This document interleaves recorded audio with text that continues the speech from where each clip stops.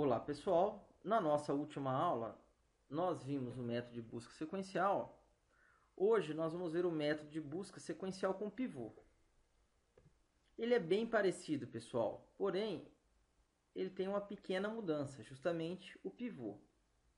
Qual o objetivo desse pivô, pessoal? Diminuir a quantidade de comparações que nós realizamos na hora de fazer a busca.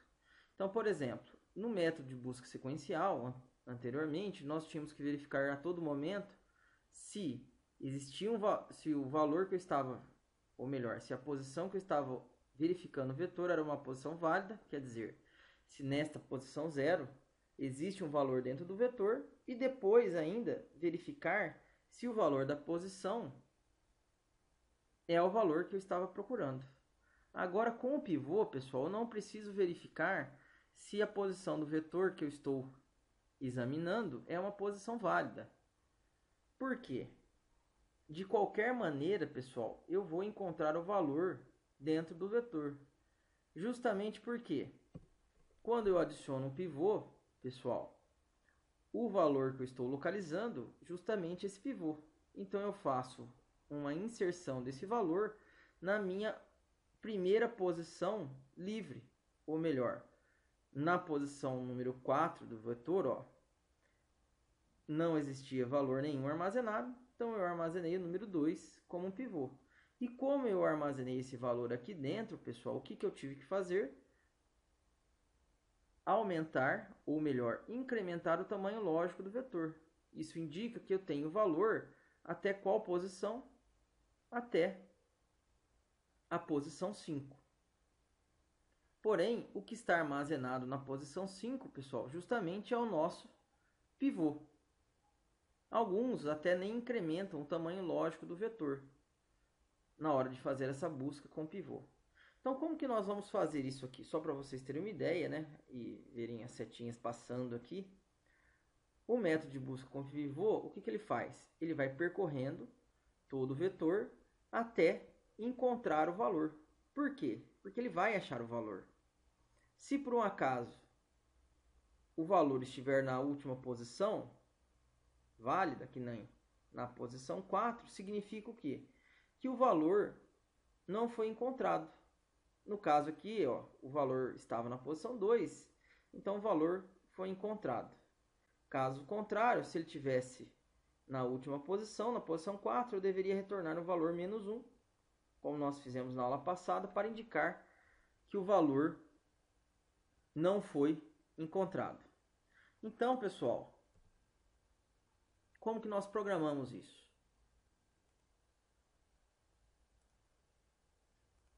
Eu vou utilizar até o programa que eu havia feito anteriormente, do busca sequencial.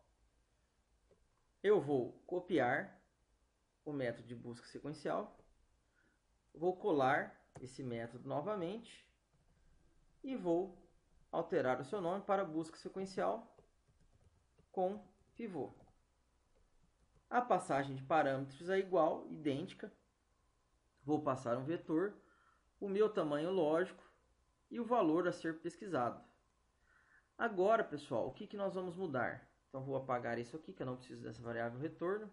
Eu acabei criando na aula passada apenas para explicar um detalhe.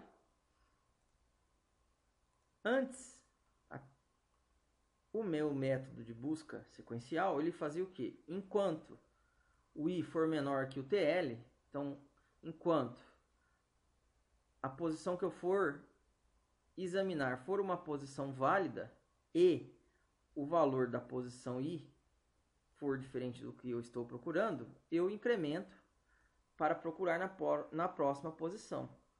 Agora, pessoal, o que eu faço? Justamente, eu faço isso. Inc, ou melhor, tl recebe tl mais 1 ou tl mais mais.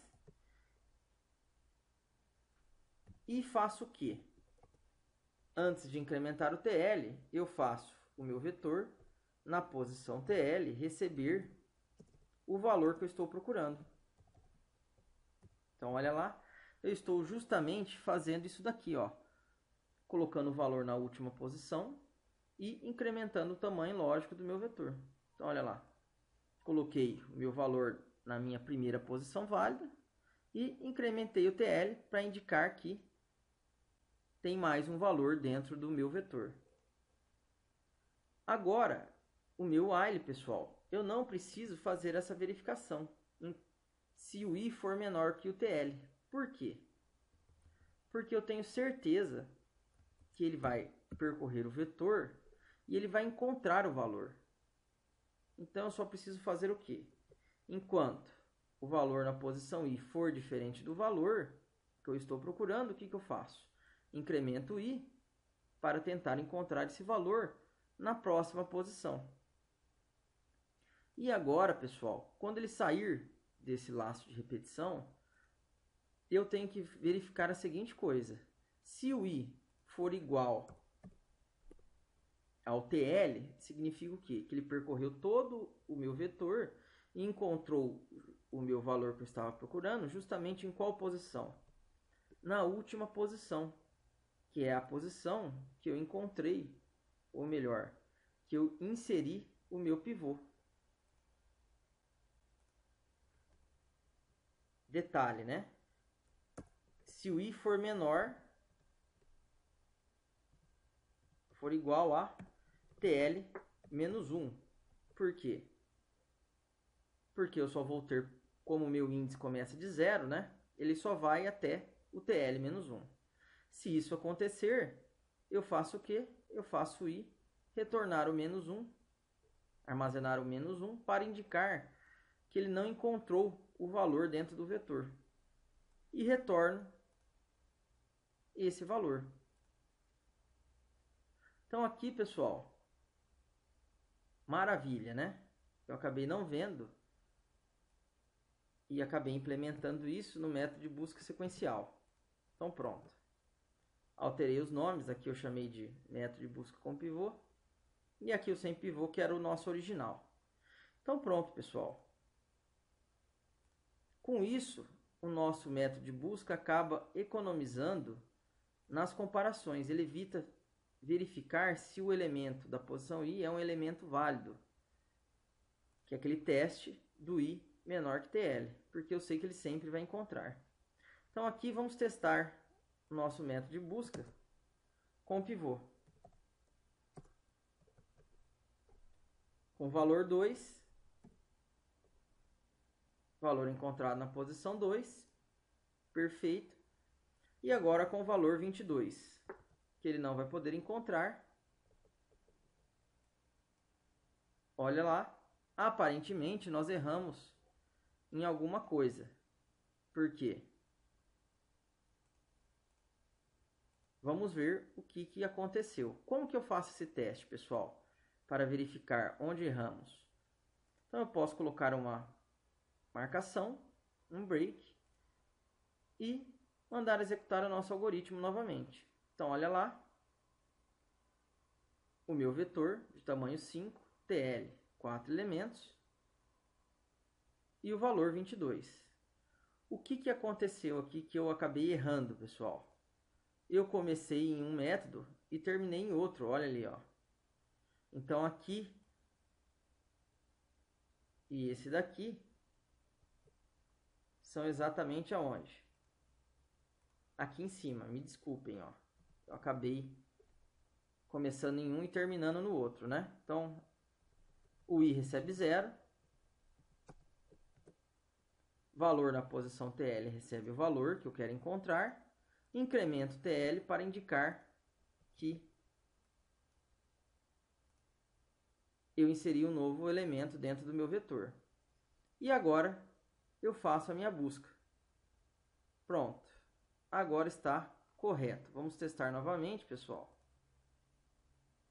Valor não encontrado.